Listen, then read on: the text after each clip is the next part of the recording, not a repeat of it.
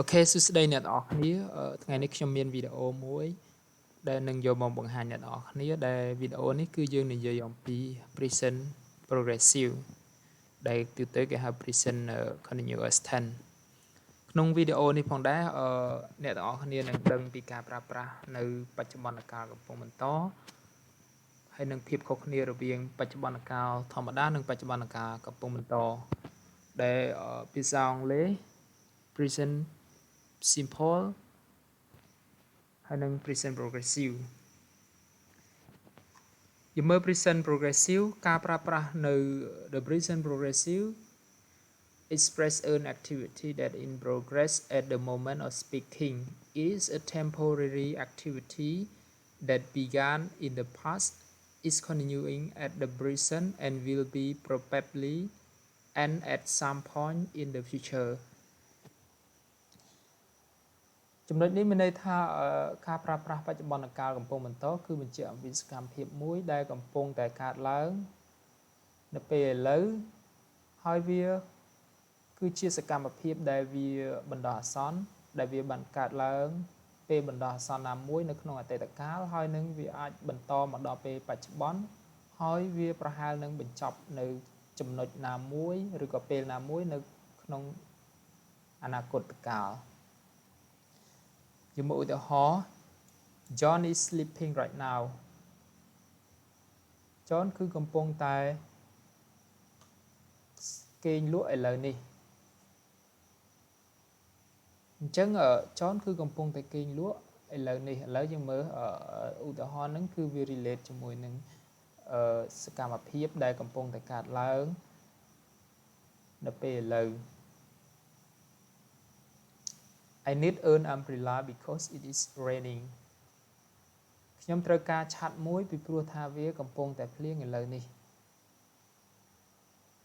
The students are sitting at their desk right now សិស្សានុសិស្សគឺកំពុងតែអង្គុយនៅលើតុឥឡូវនេះអញ្ចឹងសកម្មភាពឧទាហរណ៍ទាំង3នេះគឺបញ្ជាក់អំពីសកម្មភាពដែលវាកំពុងតែកើតឡើងកំពុងតែដំណើរការនៅពេលបច្ចុប្បន្ននៅពេលឥឡូវជាមួយ usage ទី2 column ទី2គេថា present progressive គឺ often the activity is of a general nature something generally in progress in this week this month this year note the sentence means that writing a book is a general activity Zuan is engaged in at present but it does not at the moment of speaking she is sitting at her desk with pen in hand ដូចនេះផងដែរគឺមានន័យថាបច្ចុប្បន្នកាលកំពុងបន្តគឺតែងតែប្រើប្រាស់ជារឿយៗនៃសកម្មភាពទូទៅមានន័យថាជារឿយៗសកម្មភាពនេះគឺត្រូវបានប្រើប្រាស់ជាសកម្មភាពមួយទូទៅដែលកំពុងតែដំណើរការនៅក្នុង this week this month ឬក៏ this year អញ្ចឹងមានន័យថាចំណុចនេះគឺ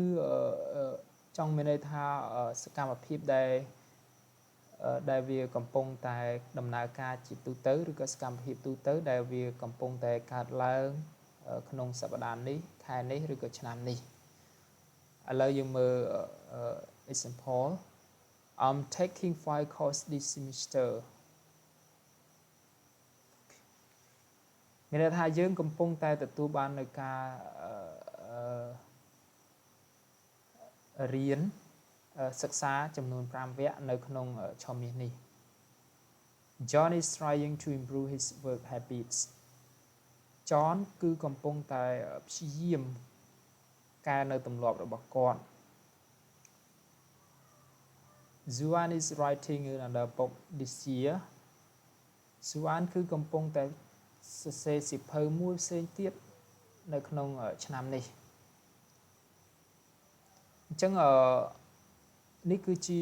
ការប្រើប្រាស់របស់ present progressive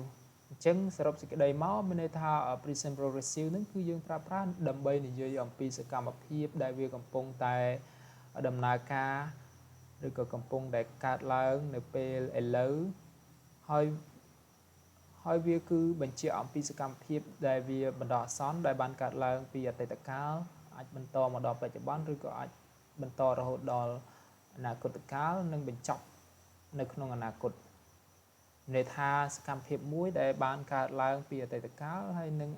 នឹងបន្តមកដល់ពេលបច្ចុប្បន្នហើយវានឹងបញ្ចប់ពេលណាមួយនៅក្នុងអនាគតកាលនេះ